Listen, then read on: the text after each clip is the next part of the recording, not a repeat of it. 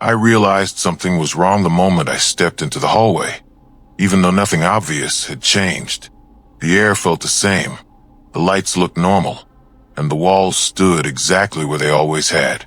Still, there was a quiet sense of anticipation in the space, like it was waiting for something to happen. I remember slowing my steps without knowing why, listening more carefully to my own movement, and noticing how every sound seemed slightly delayed, as if the building itself was hesitating before responding to my presence. There was a man who lived across the hall from me, someone I noticed often enough that his presence became part of my daily routine. We never spoke to each other, not because we were unfriendly, but because there never seemed to be a reason.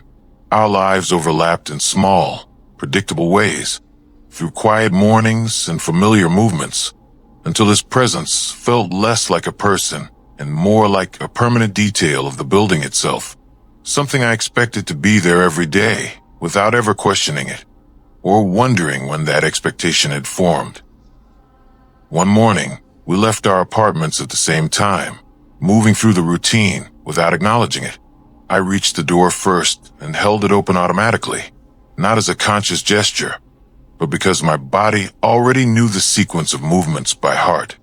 He stepped forward toward the doorway, and that was when something about his motion slowed, subtle enough to miss, as if he had reached a point where the routine no longer knew how to continue, and neither of us realized yet that it had quietly broken. At first, I thought he had simply hesitated, the way people sometimes do when they forget what they were about to do next.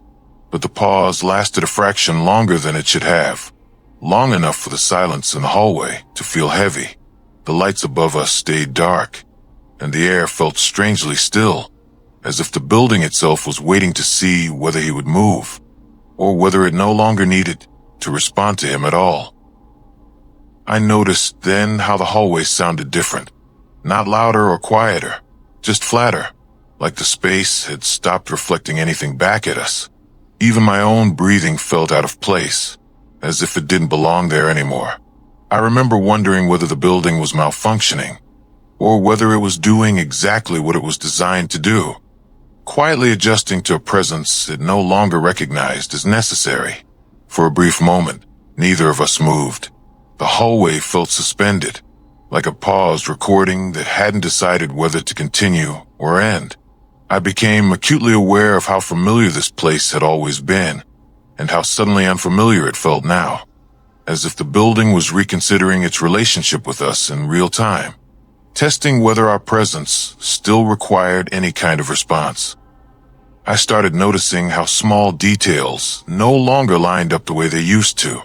The hum of the lights felt disconnected from the space, and the distance between us seemed to stretch without either of us moving. It was the kind of quiet that doesn't feel empty, but observant, like the building was watching the situation unfold and deciding whether it still needed to acknowledge us as part of its design. That was when I realized how quiet the hallway had become, not in the sense of silence, but in the absence of response. Every place has a way of acknowledging you without words, through light, sound, or subtle resistance, and suddenly none of that was there. It felt like standing inside a space that had stopped reacting to human presence altogether, as if it had decided that recognition was no longer necessary. I became aware of how my own presence felt less certain in that moment, like the hallway wasn't just ignoring him, but reconsidering both of us at the same time. The longer we stood there, the more it felt as though the building was measuring something invisible, weighing whether our movements, our routines, and even our habits still justified a response. It wasn't threatening or hostile, just quietly evaluative, like a system deciding what it no longer needed to acknowledge, and whether acknowledging us had ever been necessary at all. After that moment, I couldn't stop noticing how the building seemed to behave differently around certain people.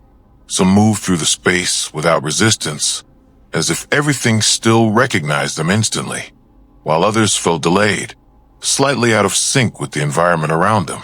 It was subtle enough that most people would never question it, but once I noticed it, I couldn't stop seeing the difference, especially in the way doors hesitated, Lights responded unevenly, and the space itself seemed unsure about who it was meant to react to.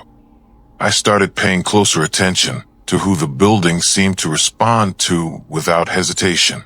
Certain people triggered lights and doors immediately, as if the space recognized them as expected inputs.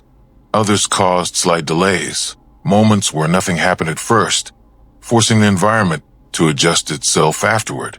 The difference was subtle but consistent, and the more I noticed it, the more it felt less like a malfunction and more like the building was quietly deciding who still belonged inside its routines. The more I observed it, the clearer it became that the building wasn't reacting randomly. It responded quickly to people who moved with confidence and intention, as if they matched some invisible expectation built into the space itself. With others, the response came late or not at all, like the environment was double-checking whether their presence still needed to be acknowledged, or whether it could quietly move on without adjusting to them, leaving the moment unresolved and strangely incomplete, as if something essential had been skipped. I began to notice how quickly people adapted to these subtle delays without ever questioning them. When a door hesitated or a light responded too late, no one stopped to wonder why.